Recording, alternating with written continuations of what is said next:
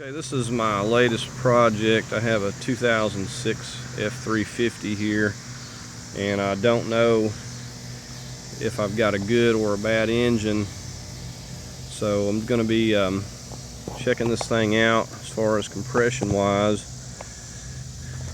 And this has the 6.0 power stroke in it, and I'm just going to show you the gauge I had to get, and this has to go up to 1000 psi, and you got a whole assortment of adapters in here. We have adapters for the injector, where the injector goes. We have for the glow plugs.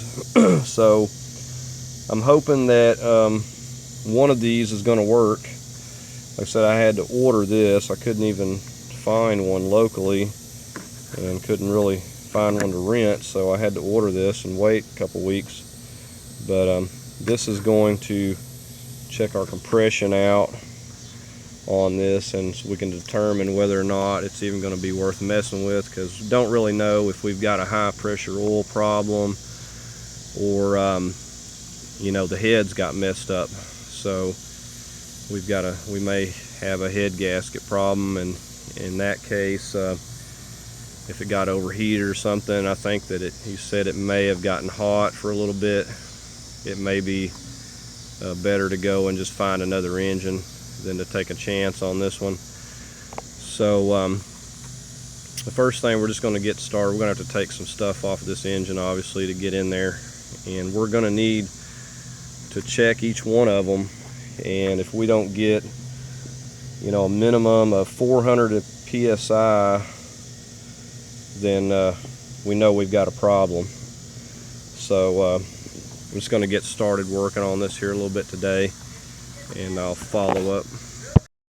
Okay, and I'm just getting ready to start removing some stuff here, and the first thing I'm going to do is start taking these intercooler tubes out of here. And one of the things I'd note is don't take the clamp loose off of your tube. Take it loose right here at your intercooler, because it seems like that once you get those loose, and they're hard to get torqued back down just right, and then they want to blow off. So I don't take it loose, I just take it loose right here at the intercooler. So I'm just going to get started taking these loose, and we've got one here, and it goes under here as well. And we'll also be getting this breather and all this out. And one of the first things that we have to get at is this turbo, and we're going to need to get in there and get that out of the way. And you can see that it's got those little clamps that tighten down and hold everything. And so I mean, there's not a lot of room to get to stuff, so we just have to start making room. And also, I mean, this is what it looks like. You got a couple of batteries on here. I said I had another one of these. It was a 2004. I know this one's a 2006, but they're, you know, basically the same. But I had to go through it, and it was a high pressure oil problem, and so I just had to go through and replace seals and the oil cooler, and you know, just a lot of O-rings. I think I redid the injector seals and the oil rail seals, and it really wasn't too bad. Replaced gaskets and everything and got it up and running. You know, it's kind of lucky with that one that it was all that it was, but it was running. It just wasn't, it would, you know, die after it got really hot. So with this one, it's not running at all, so I basically don't know what's going on with it.